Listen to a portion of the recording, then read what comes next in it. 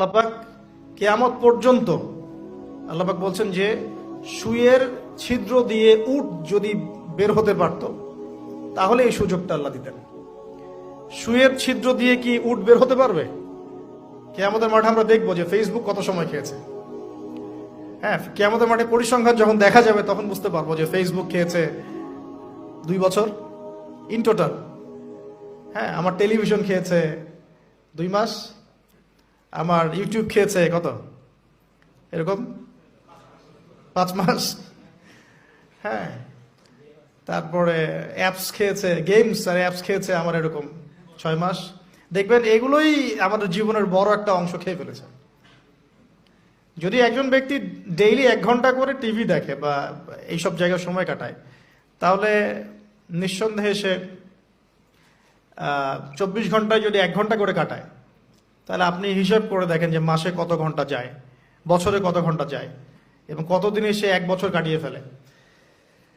অথচ কেয়ামতের দিকে পড়ে আসি, আলামে বারজাখ, যে মৃত্যুর পরের জীবন, এখানে বেশিরভাগ মানুষ একটাই কথা বলবে বা বলছে, এখনো হয়তো আমরা শুনতে পারছি না, বলবে বা হয়তো বলছে, আমরা শুনতে পারছি না। সেটা কি? তারা বলছে, রব্বানা, হে আমাদের রব, আবসরনা, আমরা দেখলাম, পরকাল আমরা দেখেছি, ওয়া সামি'না, আমরা পরকাল শুনেছি, ফারজি'না, আমাদেরকে ফিরিয়ে দিন। কোথায় ফিরিয়ে দিন? দুনিয়ায়। কি করব? না আমাল সালিহান, আমরা সৎ আমল করে আসবো। ইন্না মুকিনুন, আমাদের এখন ইয়াকিন হয়ে গেছে।